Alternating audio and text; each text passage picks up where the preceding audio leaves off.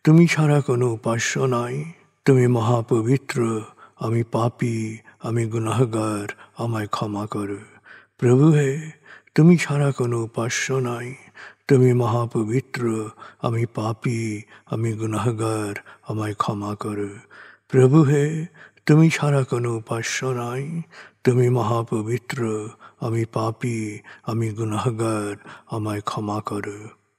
প্রভু হে, তুমি ছাড়া কোনো উপাস্য নাই। তুমি মহাপবিত্র, আমি পাপী, আমি গুনাহগার, আমায় ক্ষমা করো।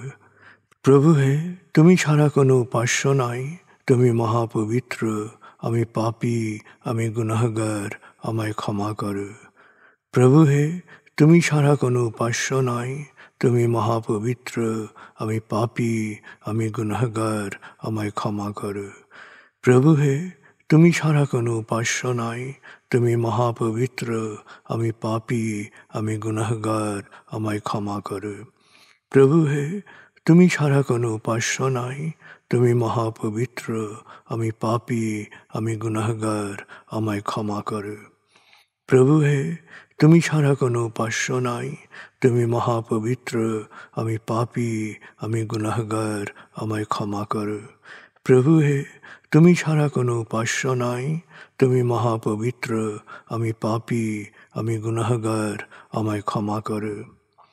প্রভু হে, তুমি ছাড়া কোনো উপাস্য নাই। তুমি মহাপবিত্র, আমি পাপী, আমি গুনাহগার, আমায় ক্ষমা করো। প্রভু হে, তুমি ছাড়া কোনো উপাস্য নাই। তুমি মহাপবিত্র, আমি পাপী, আমি গুনাহগার, আমায় ক্ষমা করো।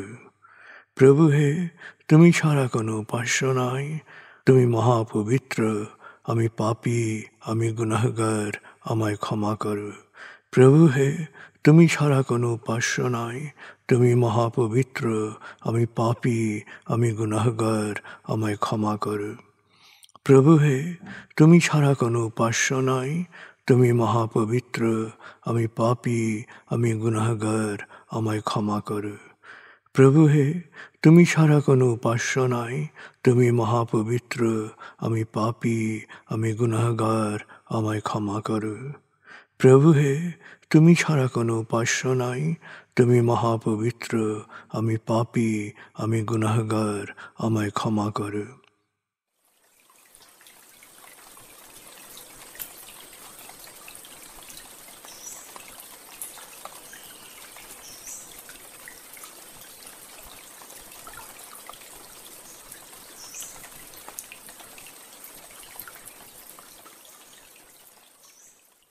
এবার আমরা সূরা তাকবীর এর মর্মবাণীর অংশ বিশেষে ডুবে যাব। তারপর ডুবে যাব আজকের জন্য নির্ধারিত সূরার তেলাওয়াত ও মর্মবাণীতে। 81 সূরা তাকবীর। দয়াময় মেহেরবান আল্লাহর নামে।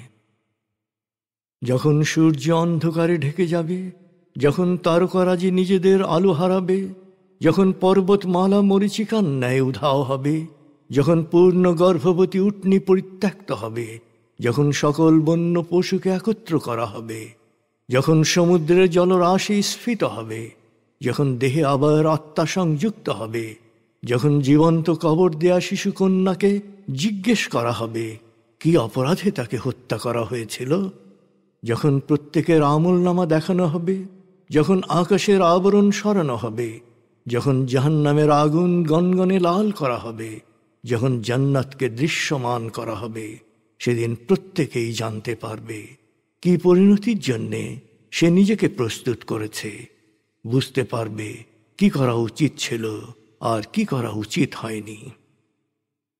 সাক্ষী আবর্তনশীল নক্ষত্র, কক্ষপথে দৃশ্যমান গ্রহসমূহ যা এক সময় অদৃশ্য হয়, সাক্ষী রাতের অবসান মুহূর্ত এবং প্রভাতের আগমন কাল। নিশ্চয়ই এই কোরআন আরশের সার্বভৌম অধিপতির নিকট উচ্চ মর্যাদা সম্পন্ন সম্মানিত রসুলের মুখ নিঃসৃত, যার কথা অবশ্যই বিশ্বাসযোগ্য ও মানা উচিত।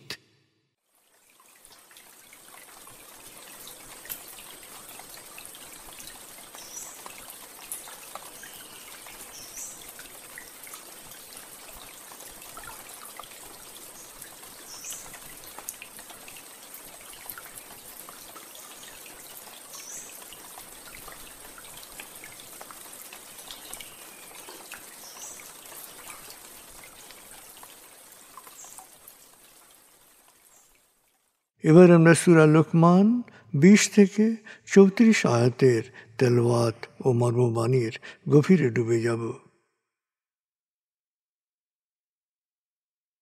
31 সূরা লোকমান। বিসমিল্লাহির রহমানির রহিম। ألم تروا أن الله سخر لكم ما في السماوات وما في الأرض وأسبغ عليكم نعمه ظاهرة وباطنة ومن الناس من يجادل في الله بغير علم ولا هدى ولا كتاب منير وإذا قيل لهم اتبعوا ما أنزل الله قالوا بل نتبع ما وجدنا عليه آباءنا أولو كان الشيطان يدعوهم إلى عذاب السعير ومن يسلم وجهه إلى الله وهو محسن فقد استمسك بالعروة الوثقى وإلى الله عاقبة الأمور ومن كفر فلا يحزنك كفره إلينا مرجعهم فننبئهم بما عملوا إن الله عليم بذات الصدور نمتعهم قليلا ثم نضطرهم إلى عذاب غليظ ولئن سألتهم من خلق السماوات والأرض ليقولن الله قل الحمد لله بل أكثرهم لا يعلمون لله ما في السماوات والأرض إن الله هو الغني الحميد ولو أن ما في الأرض من شجرة أقلام والبحر يمده من بعده 7 أبحر ما نفدت كلمات الله إن الله عزيز حكيم ما خلقكم ولا بعثكم إلا كنفس واحدة إن الله سميع بصير ألم تر أن الله يولج الليل في النهار ويولج النهار في الليل وسخر الشمس والقمر كل يجري إلى أجل مسمى وأن الله بما تعملون خبير ذلك بأن الله هو الحق وأن ما يدعون من دونه الباطل وأن الله هو العلي الكبير ألم تر أن الفلك تجري في البحر بنعمة الله ليريكم من آياته إن في ذلك لآيات لكل صبار شكور وإذا غشيهم موج كالظلل دعوا الله مخلصين له الدين فلما نجاهم إلى البر فمنهم مقتصد وما يجحد بآياتنا إلا كل ختار كفور يا أيها الناس اتقوا ربكم واخشوا يوما لا يجزي والد عن ولده ولا مولود هو جاز عن والده شيئا إن وعد الله حق فلا تغرنكم الحياة الدنيا ولا يغرنكم بالله الغرور إن الله عنده علم الساعة وينزل الغيث ويعلم ما في الأرحام وما تدري نفس ماذا تكسب غدا وما تدري نفس بأي أرض تموت إن الله عليم خبير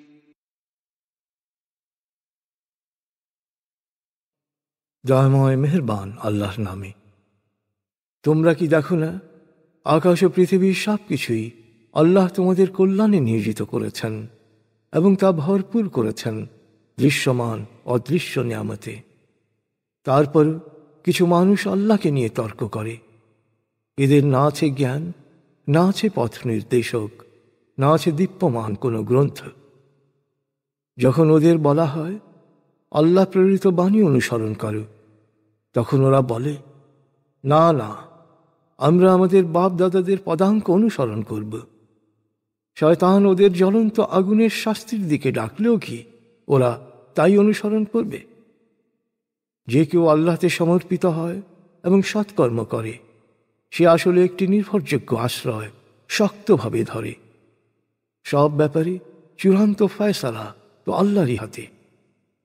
এরপর কেউ সত্য অস্বীকার করলে তা যেন তোমাকে চিন্তিত না করে। ওদের তো আমার কাছেই ফিরে আসতে হবে। তারপর ওরা জীবনে যা করেছে সবই ওদের অবহিত করা হবে। মানুষের অন্তরে যা রয়েছে আল্লাহ তা ভালোভাবেই জানেন। আমি দুনিয়ায় ওদের ভোগবিলাসের সুযোগ দিয়েছি স্বল্পকালের জন্যে। এরপর কঠিন আযাব ভোগ করতে বাধ্য করব ওদের।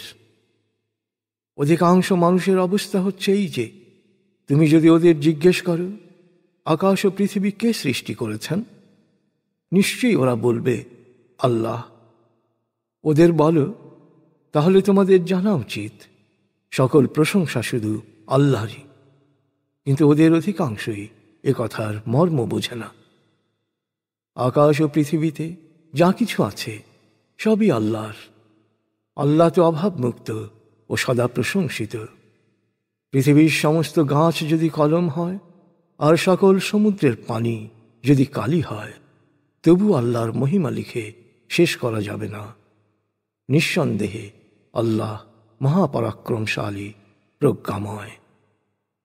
আসলে আল্লাহর জন্যে তোমাদের সকলের সৃষ্টি ও পুনরুত্থান একটিমাত্র প্রাণের সৃষ্টি ও পুনরুত্থানের মতোই অতি সামান্য কাজ। নিশ্চয়ই আল্লাহ সব শোনেন, সব দেখেন। তুমি কি দেখো না, আল্লাহ রাতকে বড় করে দিনকে ছোট করেন, আবার রাতকে ছোট করে দিনকে বড় করেন। তিনি সূর্য ও চন্দ্রকে নিয়মের অধীন করেছেন। প্রত্যেকেই নির্দিষ্ট কক্ষপথে বিচরণ করে। তোমরা যা কিছু করো আল্লাহ তা সবই জানেন। প্রকৃতির সবকিছুই প্রমাণ করে যে আল্লাহই ধ্রুব সত্য, আর ওরা তাকে বাদ দিয়ে যাকেই উপাস্য হিসেবে ডাকে তা ডাহা মিথ্যে। আল্লাহই শ্রেষ্ঠ, সর্বোচ্চ মহান। তুমি কি লক্ষ্য করো না যে আল্লাহর অনুগ্রহী নৌযানগুলো সমুদ্রে বিচরণ করে? এ তো তার মহিমার নিদর্শন। অবশ্যই এতে ধৈর্যশীল ও কৃতজ্ঞ মানুষের জন্যে অনেক নিদর্শন রয়েছে। যখন উত্তাল তরঙ্গে নৌযান দুলতে থাকে, তখন মৃত্যুর মুখোমুখি হয়ে ওরা হৃদয়ের গভীর থেকে আল্লাহকে ডাকে, আনুগত্যের প্রতিজ্ঞা করে। কিন্তু যখন তিনি ওদের উদ্ধার করে তীরে নিয়ে আসেন, তখন ওদের অনেকেই বিশ্বাস আর শিরকের মাঝপথে আটকে যায়। আসলে কেবল মিথ্যাচারী অকৃতজ্ঞ ব্যক্তি আমার নিদর্শনাবলী অস্বীকার করে। হে মানুষ, তোমরা তোমাদের প্রতিপালক সম্পর্কে সচেতন হও এবং ভয় করো সেদিনের, যেদিন পিতা সন্তানের কোনো উপকারে আসবে না, না সন্তান পিতার কোনো উপকার করতে পারবে। অবশ্যই আল্লাহর প্রতিশ্রুত পুনরুত্থান অনিবার্য সত্য। সুতরাং পার্থিব জীবনের মোহ যেন তোমাদের বিভ্রান্ত না করে এবং আল্লাহ সম্পর্কে প্রবঞ্চনামূলক চিন্তা ভাবনাকে প্রশ্রয় দিয়ে শয়তানের ধোঁকায় যেন পড়ে না যাও। নিশ্চয়ই কখন কিয়ামত হবে তা শুধু আল্লাহই জানেন। তিনি মেঘ থেকে বৃষ্টি বর্ষণ করেন, তিনি জানেন জরায়ুতে কি আছে, অথচ কেউই জানে না আগামীকাল তার জন্যে কি অপেক্ষা করছে, এবং কেউ জানে না কোথায় তার মৃত্যু হবে। শুধু আল্লাহই সর্বজ্ঞ, সব বিষয়ে অবহিত।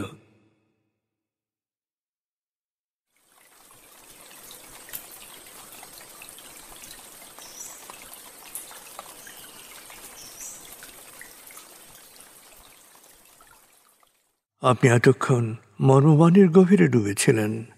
এবার আপনার মনে মর্মবাণীর যে বিষয়গুলো দাগ কেটেছে সেই বিষয়গুলোর ভাবনায় ডুবে যান।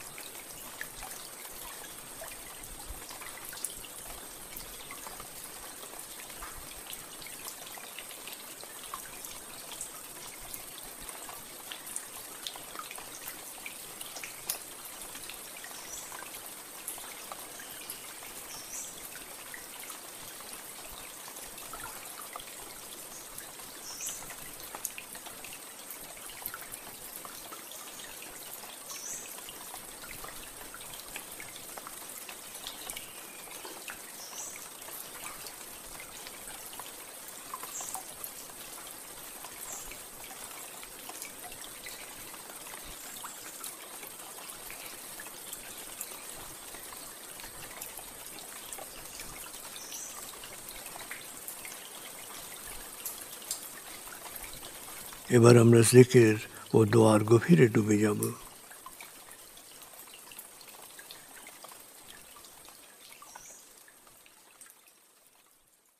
এবার হালকাভাবে চোখ বন্ধ করুন, লম্বা দম নিন, নাক দিয়ে দম নিন, আস্তে আস্তে মুখ দিয়ে দম ছাড়ুন।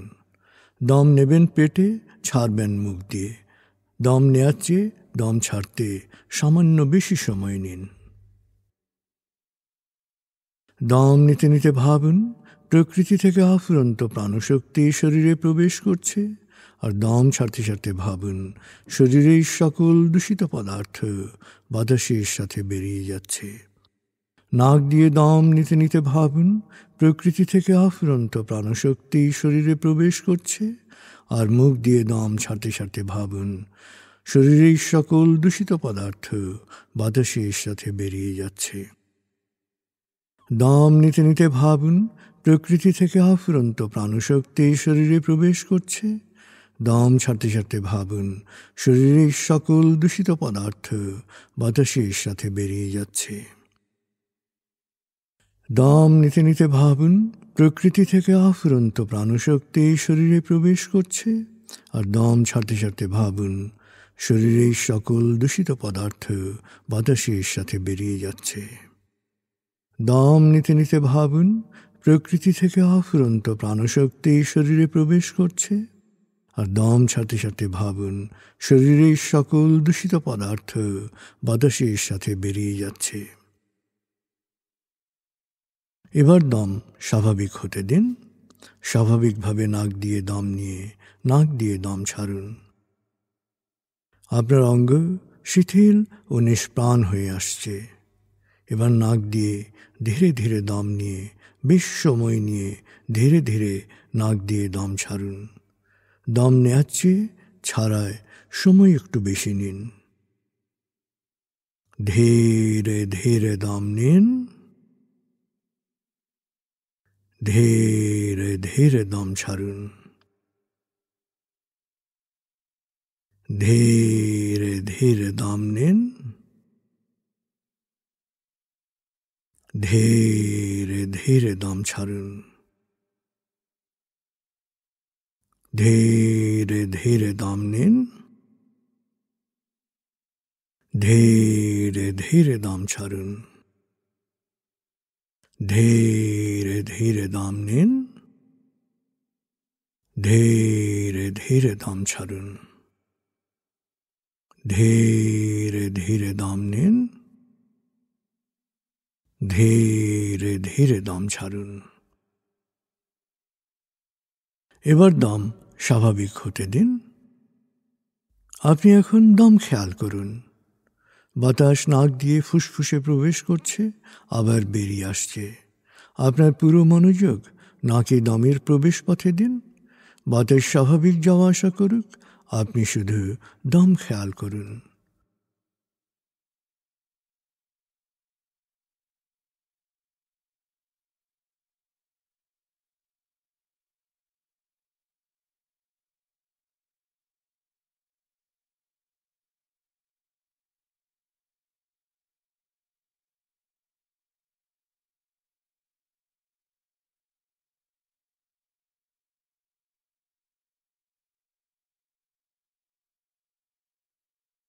অনুভব করুন আপনার শরীর ভারী লাগতে শুরু করেছে।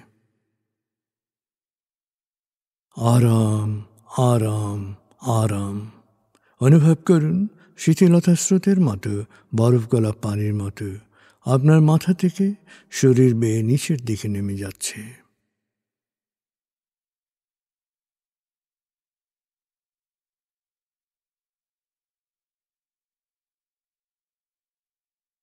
আপনি এখন পুরোপুরি শিথিল। শিথিলায়নের গভীর স্তরে প্রবেশ করেছেন আপনি। আপনার ব্রেন ওয়েভ বিটা স্তর থেকে নেমে গেছে আলফায়। মনের বাড়ির পথে আপনি এখন আলফা স্টেশনে এসে পৌঁছেছেন। এই স্টেশনে আপনার জন্য রয়েছে বিশেষ ওয়েটিং রুম। আলফা স্টেশন থেকে আপনি এখন মনের বাড়িতে যাচ্ছেন। আমি গণনা শুরু করছি। 19। আপনি কল্পনা করুন শীতল নীল স্নিগ্ধ আলো বর্ষিত হচ্ছে আপনার উপর। আলোয় আপনি অবগাহন করছেন। আলোর এক সুন্দর পথে আপনি যাচ্ছেন মনের বাড়িতে। 18, 17, 16, 15। আলোর পথে পৌঁছে যাচ্ছেন মনের গভীর থেকে গভীরে। 14, 13, 12, 11। গভীর থেকে গভীরে। 10, 9, 8, 7, 6। গভীর থেকে গভীরে। 5, 4, 3, 2, 1, 0। আপনি পৌঁছে গেছেন মনের বাড়িতে। অনুভব করুন এক অনাবিল আনন্দ।